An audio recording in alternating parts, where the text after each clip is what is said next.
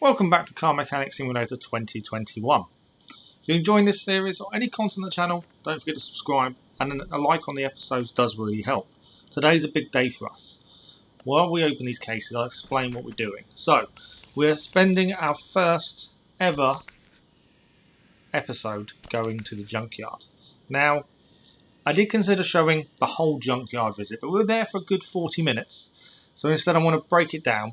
As it's a first visit, we'll have a look at the start of it, have a look at what you have to do when you're there, and then we'll have a look at the cars that we actually purchased. We actually brought some cars. But I do warn you, the scrap cars are a little bit different from the barn find cars in terms of what parts are actually in the cars. But anyway, we'll look at that when we get to them. So, the scrapyard itself, or junkyard as it's called in game, it does cost you money to visit. It's £500 to go there.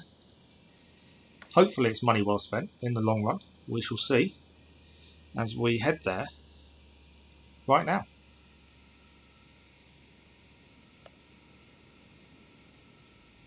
And here we are. This is the junkyard. Kind of what you'd expect from a junkyard. I don't know what I was kind of expecting, to be honest. But it does look like you'd expect. Lots of junk, lots of broken down cars. I thought there'd be like a load of cars we can go and look at, but actually a lot of the cars you see around can't access, there's nothing in them. You're looking for the piles of junk themselves, and then when you look inside the pile of junk, you look at the parts you can take away. Obviously these are going to cost us money. I'm assuming the parts are going to be cheaper because they're a lower grade of ability. That's the wrong word. They're not as good as the parts you find in a barn. Let's put it that way. They're more corroded, they're more rusted. They need a lot more fixing. And we've definitely got to pay attention to what we can and can't fix. I don't want to take things away and have to sell them, because that's a waste. Obviously down the line, once we have the scrap container, you buy everything, because we can turn the rest into scrap, and that will come into play when we start doing our 1-star, 2-star, and 3-star car rebuilds. That's where it will then get very important to have all the scrap we can manage. But at this point we don't have the container, so there's no point buying everything. We just want to buy the stuff we can fix. We are going to make mistakes, we are going to buy stuff we probably can't fix, but you can only learn by doing. So we know we can't take the rear muffler C that's there, that's a 2-star part, because you can't fix exhausts. It's a shame, it's a 2-star part, but there's no point. Now anything red, as far as I'm aware, cannot be fixed. Orange generally can be, but there is a percentage limit. I think it's 16%. It may be 15%. It's something around that. So during this visit to the scrapyard, I was being a little bit cautious of what we can and can't take. Obviously bodywork and stuff will come in handy later when we start doing our own cars, or very soon. But things like the pistons with conrods that you can see for the V8 at the top there, can't fix them. Glass you can't fix. Like I say, it's one of those things that doesn't matter once we have the scrapyard container, because you'll scrap the parts you can't fix. You're not losing, because you'll gain later on. At this point I'm still a little bit unsure what can and can't be fixed, and the percentage wise I'm still a little bit iffy on. So there will be a couple of things I'll probably make the mistake of getting when we shouldn't really take them. But I think for most of it, I think we did okay. We'll go through the numbers when we leave the scrapyard, but yeah, I think we did okay. It was definitely a learning curve, and it's just remembering what can be fixed. We know glass can't, we know internal car parts can't be fixed, the seats and steering wheels can't be, and there are parts you think, oh, it's a 3-star part, I really want that, but I can't fix it. There's no point. Obviously you probably get more for it in the scrap container, to be fair. But it was a nice variety of things. Gearbox here, 18%. So I think that's fixable. So we'll take it, we'll learn the hard way. Rear muffler, not fixable, so no point. Glass, not fixable. So the one thing, the big difference between this and the barn, is all the parts here are lower condition. Barn find bits and parts are sometimes green, even yellow. You do get the red and orange, but not so much. Whereas here, in the scrapyard, all the parts are lower condition. It's going to cost us more to fix, but there's a lot more of them, and they're cheaper. That's always a bonus. So, we're going to move on to the cars. Now, I don't know how many cars you actually can find as a maximum in the scrapyard, but we found an Alata Moon Mark II with an i4 turbocharged DOHC engine. Obviously, it's missing bits, but it's only going to cost us £5,309. Now, we came here with a small budget-ish. I didn't want to spend more than about £25,000 because that would leave us £20,000 still in the bank to fix whatever we find. As we examine the car, you can see how many parts are missing and how bad the parts that it does have actually are.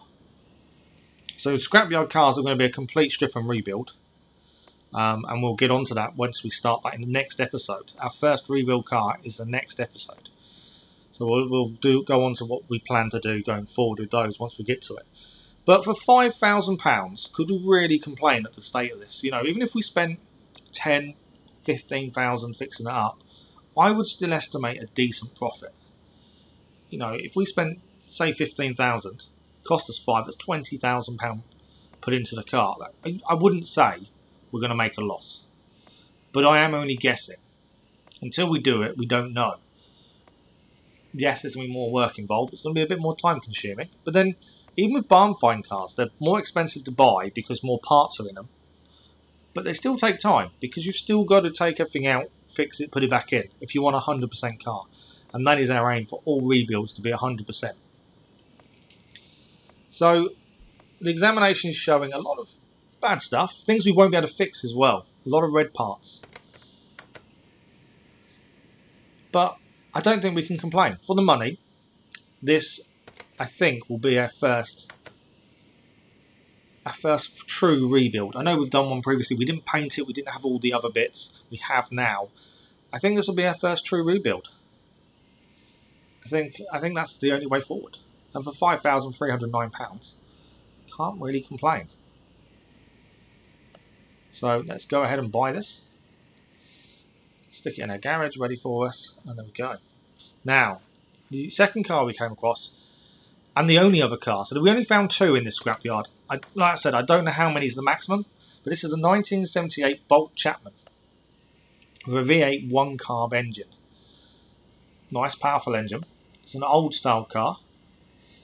Obviously, it's missing parts, but it's £8,256. Again, a steal, a bargain.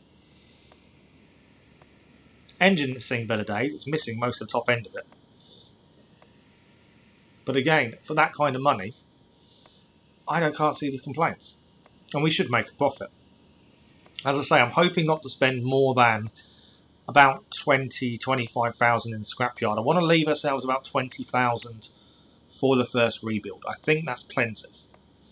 I don't want to get to a point of where we're having to sell parts in our warehouse just to finish a rebuild. We could do customer cars in the meantime, but again, it's money. I want to be self-sufficient to a point. Hopefully that will come. We'll get there eventually, hopefully. But as we look at the parts, there's quite a bit that I don't think will be able to be fixed. There's some orange parts though, so they're fixable, hopefully. Especially suspension parts. So it's not a bad car. And for the price, you can't complain. Now, this car, because I wasn't sure how many cars we'd find, I actually didn't buy this one outright.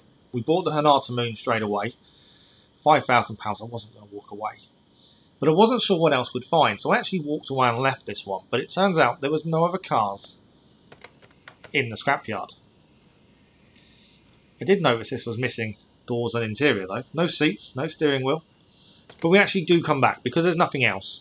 I thought it was worth buying this here and now. It's done. £8,256. That's not too bad. And that means we've spent about £15,500 on cars. That's less than what I was expecting. Obviously we've got to buy the parts yet. But so we have our first two cars ready for our first rebuilds. And in total of parts, we're spending £6,183 on all the parts. Again, I don't think that's an obscene amount of money. I think that's not too bad. It definitely could have been a lot less. But just looking through the list, I think we can fix everything. I don't think there's anything here. I'm checking for red parts basically. If there's anything red, we'll get red. We're not going to pay for it. There are some low parts, 17%, 18%. We'll only know by doing whether these are enough. We did find a barn location map as well. That's £94 for a barn location. It was there. It made sense. There's a few rims in there, and rims are worth quite a bit of money. And there are some green parts. They're yellow. Not many. There's a few. That's everything. Yeah, I think everything there we can do. There's a couple of another green part, another yellow. £6,174. I would say it's money well spent. So let's buy this and head back to the garage.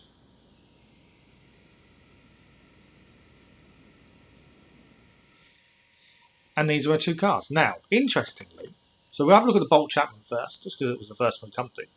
We paid £8,256 for this car, and we will lose if we sell it as a shell about £1,000. Then Artamoon, we paid £5,300 for, and we'd lose £800. So you will lose money in the condition they're in, but we don't plan to sell them in that condition. Before we finish, we did achieve quite a few trophies. So we achieved I Like Scraps, which was earning 500 scraps. That was from the cases earlier. Piece of Junk, buy one car from the scrapyard. Regenerator is a fix 150 car parts. And the total fixing cost for all the parts we bought was £1,805. And that's it for today. We'll see you next time.